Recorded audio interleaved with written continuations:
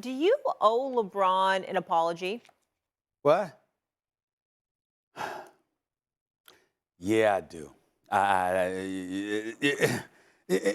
Wendy, I don't do this often, Wendy. You know what I'm saying? I really don't. But I owe LeBron James an apology. I just do. I just do. And before I go into detail as to why that is, I would just like to play sound from me the other day. Sure. When I was in Los Angeles with that damn Mr. Shay himself, Shannon Sharp. I'm just watching. He's boarding a plane right now, so he can't watch it.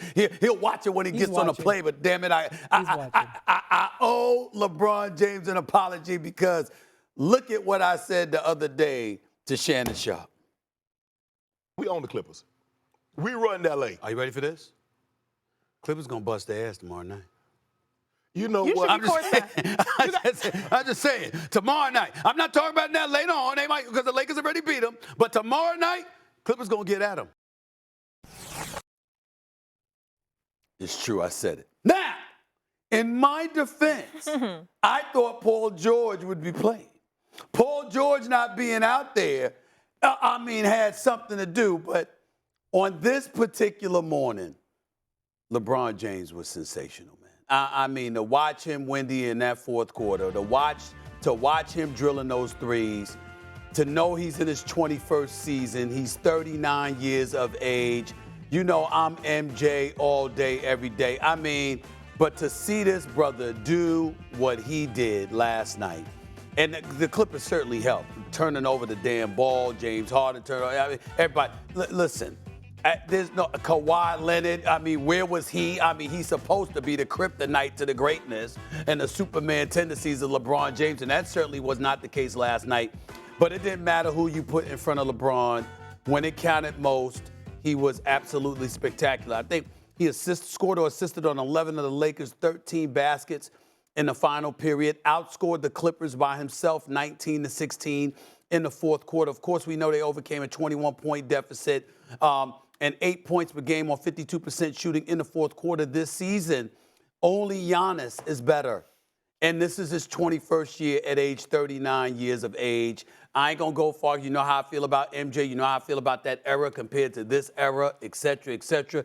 But there is no getting around the greatness of LeBron James. On this particular morning, I have to stand down and I have to say on national television, because even though I was talking about the Lakers, I wasn't talking about him.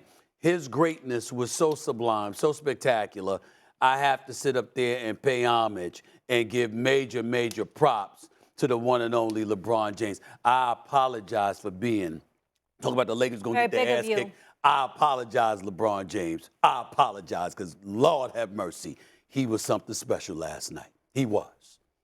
Stephen A., I could close my eyes and see, instead of there being D'Angelo Russell or Taurean Prince out there, I could see Sasha Pavlovich, J.R. Smith, Shane Battier, Iman Shumpert, Donyell Marshall. He's been doing this type of thing. Now, this was an extreme example. He's been doing this type of thing literally for decades. Literally for decades. He could have had this game of 2005, 2009, 2013, 2018. He had those games. In fact, you mentioned that he outscored the Clippers by himself in the fourth quarter. It's the 16th time in his career he's outscored the opposition in the fourth quarter. 16th time. In the last 25 years, only one closer to that is Kobe, who did it 7 times. And there's been a whole bunch of other games where he's led fourth quarter comebacks like this, where he didn't outscore the opposition, but came pretty close to it.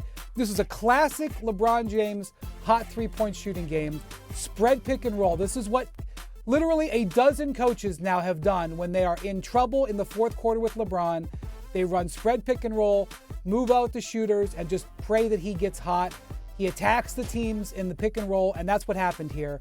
He is having the best three-point shooting season of his career, which is amazing at age 39. He's up over 41% now, so it is a little bit more of a risky thing for the opposition to do. But this is an indication of why the Lakers are still dangerous.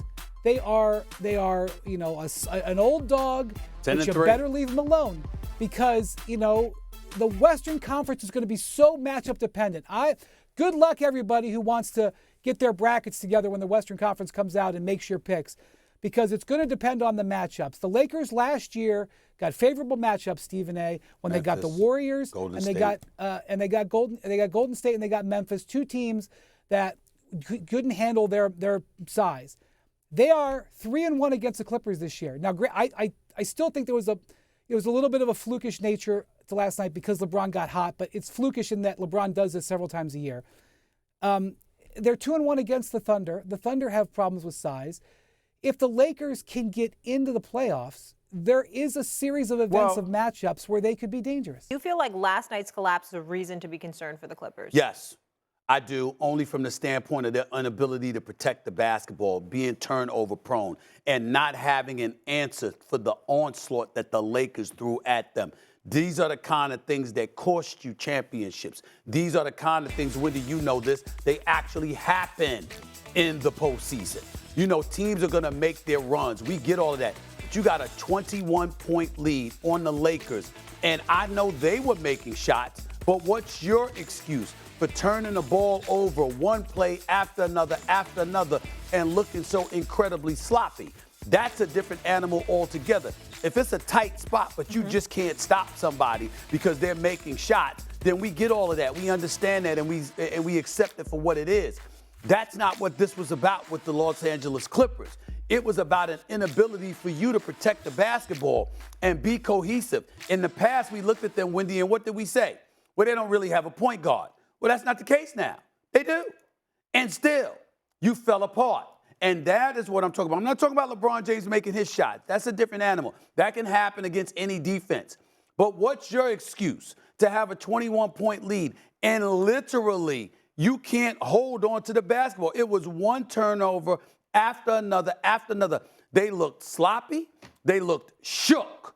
And to have that in your last home game in that arena against a Lakers squad that had already beaten you twice this year, I find very, very alarming. Again, I don't believe that would have happened if Paul George was on the basketball court with the rest of the crew, because I think that he, along with Powell, would have found a way to stop the bleeding.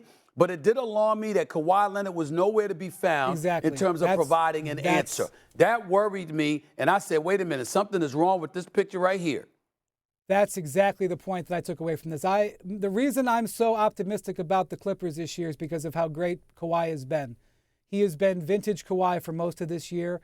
He was nowhere to be found when it came playmaking time last night. And there was one game in February, but that's a big factor. And by the way, we're talking about all these threes LeBron made. LeBron was busting it on the defensive end last night, too, including guarding Kawhi on the last possession. I don't know what he's going to have left in the tank for the Wizards tonight. I kind of think they probably should give him the night off. Well, you don't need anything in the tank for the Wizards. I understand. He could throw me and you out there to beat the Wizards. They got to get ready for Saturday night. Please. You guys got the Nuggets on ABC. That's the big one. There we go. Yeah. Courtside, by the way. Courtside. We'll be courtside. We won't even be in the studio. We'll be on the court for NBA Countdown. Oh, so you're trying to say that it counts? Yes. When the Nuggets face the Lakers? No, it counts because I'm in the building. Yeah, that's what I mean. You know, I don't suffer. So you're going back to LA. I'm not going to watch somebody that plays like me. I need people that are better. You know what I'm saying? That's why I'm going to that game. You're going back to LA.